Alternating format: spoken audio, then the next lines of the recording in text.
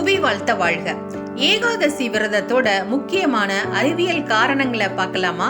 இது வைகுண்ட ஏகாதசிக்கு மட்டும் இல்லைங்க, ஒவ்வொரு மாதமுமே வரக்கூடிய 2 ஏகாதசிக்கும் பொதுவான விஷயங்கள் தான். ஏகாதசி அப்படின்னாலே ஏகம் பிளஸ் தசி அப்படின்னு அர்த்தம். 1 + 10, அதாவது 11வது நாள்.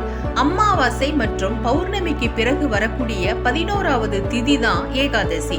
இதற்கு முந்திய அந்த 10 நாட்களுமே நம்ம மனதோட விருப்பப்படி தான் நம்மளோட 5 புலன்களும் அதனோட தொடர்புடைய 5 செயல்பாட்டு கருவிகளுமே இயங்கும்.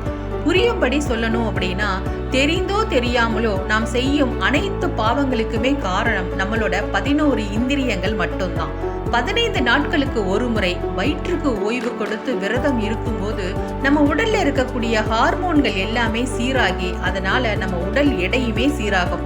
முக்கியமா ஆசையை கட்டுப்படுத்தி உணவு சாப்பிடாம இருக்கும்போது அது தன்னடக்கம் அப்படின்ற ஒரு உயரிய பண்பை நமக்கு பெற்றுக் கொடுக்கும். பல பாவங்களுக்கு மூல காரணமான பசியை கட்டுப்படுத்தும் போது பாவத்துல இருந்து நம்மால விலகி இருக்கவும் முடியும். ஜோதிட ரீதியா சொல்லணும் அப்படின்னா, ஏகாதசி நாள்ல தான் நம்ம மனசு ரொம்ப இயல்பு நிலையில இருக்குமா.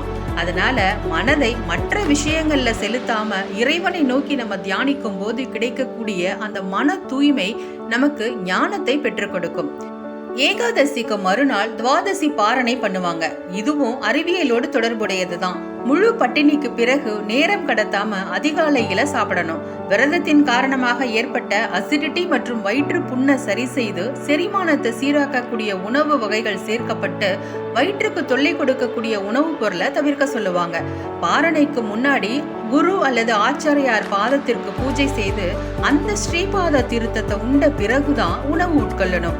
இது குரு பக்தியை மேம்படுத்துவதோடு மட்டும் இல்லாம வெறும் வயிற்றுல முதல்ல நீர் ஆகாரம் தான் கொடுக்கணும் அப்படின்றதையும் குறிக்குது.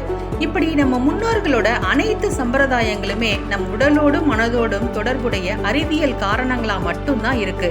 ஏகாதசி விரதம் நம் மனதையும் உடலையும் சீராக்கி உடல் மற்றும் ஆன்மீக நல்வாழ்விற்காக நமக்கு அருளப்பட்டது என்பதுதான் உண்மை.